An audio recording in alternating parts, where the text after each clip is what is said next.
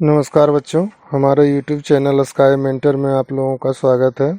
आज हम लोग हिंदी की पाठ्य पुस्तक भाषा सेतु भाग 7 के पाठ 7 के हमें न बांधो प्राचीरों से शीर्षक कविता के बारे में पढ़ेंगे, जिसके कवि डॉक्टर शिव मंगल सिंह सुमन जी हैं।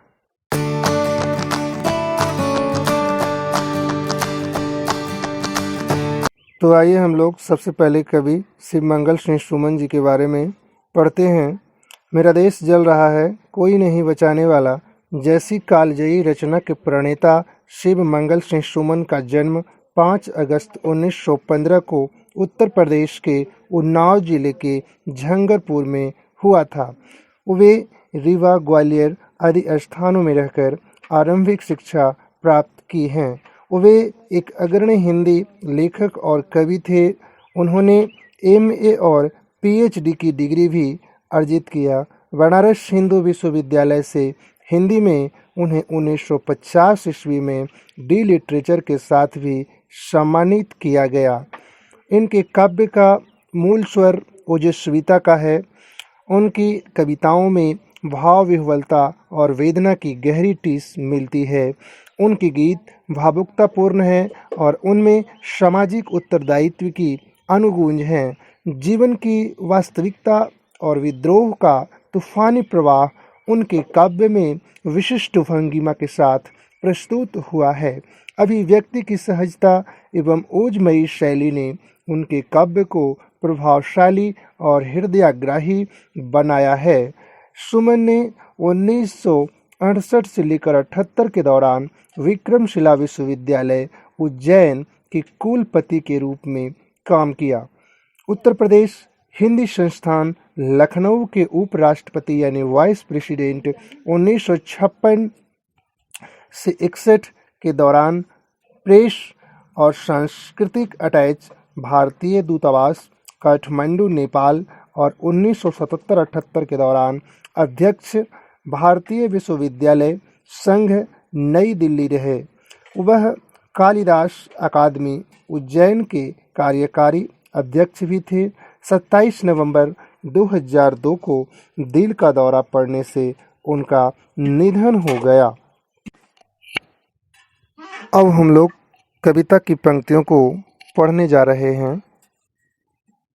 हम पंछी उन्मुक्त गगन के पिंजरबद्ध न गा पाएंगे, कनक तीलियों से टकराकर पुलकित पंख टूट जाएंगे।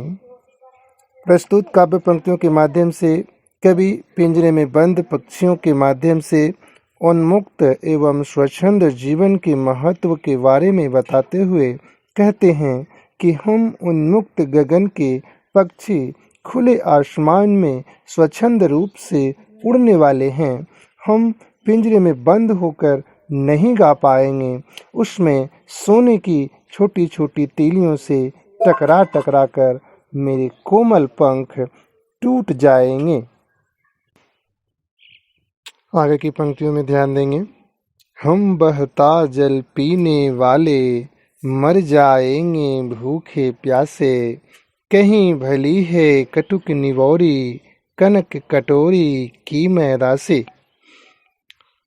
प्रस्तुत काव्य पंक्तियों के माध्यम से कवि पिंजरे में बंद पक्षियों के माध्यम से स्वच्छंद एवं आज़ाद जीवन के महत्व के बारे में बताते हुए कह रहे हैं कि हम बहता हुआ जल पीने वाले पक्षी हैं।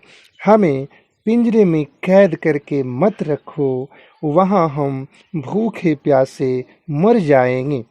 मुझे सोने की कटोरी में रखे मैदे से बेहतर नीम की कड़वी निवौरी यानी नीम के जो छोटे छोटे फल होते हैं ही लगती है। इसीलिए हे मानव, मुझे पिंजरे में बंद करके यानी कैद करके मत रखो, मुझे खुले आसमान में विचरण करने के लिए आज़ाद कर दो, तुम्हारा भला होगा।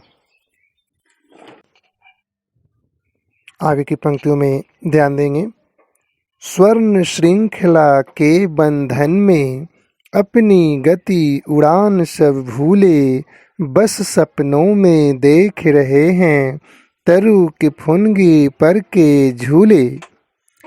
प्रस्तुत काव्य पंक्तियों के माध्यम से कवि पिंजरे में बंद पक्षियों की इच्छाओं को व्यक्त करते हुए कह रहे हैं कि मैं इस सोने की श्रृंखला के बंधन में बंधकर यानी सोने के पिंजरे में कैद होकर अपनी गति और उड़ान को भूल चुका हूँ।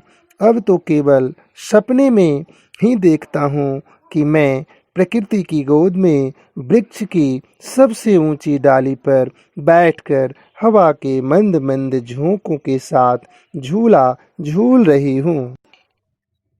आगे की पंक्तियों में ध्यान देंगे।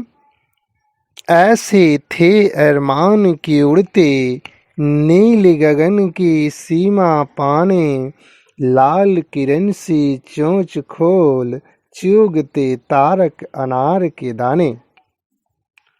प्रस्तुत काव्य पंक्तियों के माध्यम से कवि पिंजरे में बंद पक्षियों की इच्छाओं को व्यक्त करते हुए कह रहे हैं कि मेरे दिल में बहुत बड़े बड़े अरमान थे।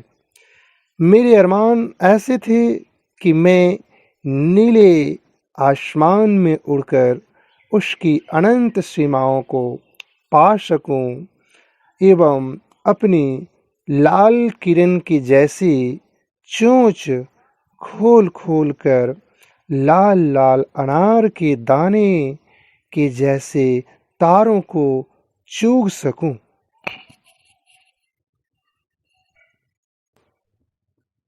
आगे की पंक्तियों में ध्यान देंगे। होती सीमाहीन क्षितिज से इन पंखों की होड़ा होड़ी, या तो क्षितिज मिलन बन जाता, या तनती सांसों की डोरी।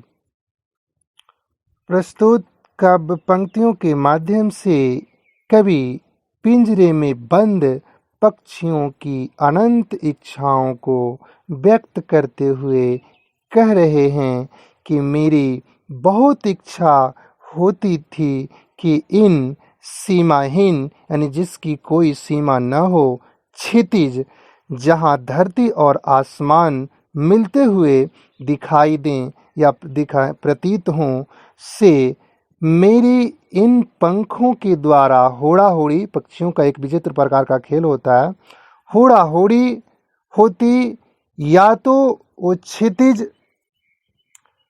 का मिलन हो जाता या मेरी सांसों की डोरी तन जाती, मेरी सांसों की डोरी थम जाती। आगे की इन पंक्तियों में ध्यान देंगे। नीड़ न दो चाहे टहनी का, आश्रय छिन्न भिन्न कर डालो, लेकिन पंख दिए हैं तो आकुल उड़ान में विघ्न न डालो। प्रस्तुत काव्य पंक्तियों के माध्यम से कवि समस्त पक्षियों की ओर से संपूर्ण मानव जाति से प्रार्थना कर रहे हैं। इसके साथ साथ उस ओर भी इशारा कर रहे हैं जहां एक मानव दूसरे मानव को अपना गुलाम बनाए हुए हैं और कहते हैं, हे मानव, दानव की प्रवृत्ति मत अपनाओ, मुझे तुम चाहो तो टहनी का नीड़ यानी घोंसला मत दो, मेरे आश्रय को भी छिन्न भिन्न कर डालो यानी तोड़ फोड़ डालो, लेकिन अगर प्रकृति ने मुझे उड़ने के लिए पंख दिए हैं तो मेरी उड़ान में बाधा मत डालो। मैं खुले आसमान में उड़ने के लिए हमेशा बेचैन रहती हूँ, हमेशा परेशान रहती हूँ। आगे की इन पंक्तियों में ध्यान देंगे। पागल प्राण बंधेंगे कैसे, नभ की धुंधली दीवारों में, हमें न बांधो प्राचीरों से। प्रस्तुत काव्य पंक्तियों के माध्यम से कवि पिंजरे में बंद पक्षियों की अनंत इच्छाओं को व्यक्त करते हुए कह रहे हैं कि मैं खुले आसमान में यानी नीले गगन में उड़ने के लिए बेचैन हूँ। मुझे कोई भी इस आसमान की धुंधली दीवार में नहीं बांध सकता है। हे मानव, मैं तुमसे वार वार विनती करती हूँ, वार वार प्रार्थना करती हूँ कि मुझे सोने के पिंजरे में कैद करके मत रखो। मुझे उन्मुक्त आसमान यानी खुले आसमान में स्वच्छंद अपनी इच्छा से मुझे स्वच्छंद होकर उड़ने के लिए आज़ाद कर दो।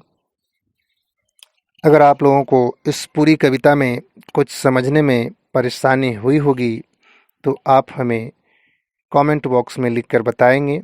हम उस परेशानी को दूर करने की कोशिश करेंगे। धन्यवाद।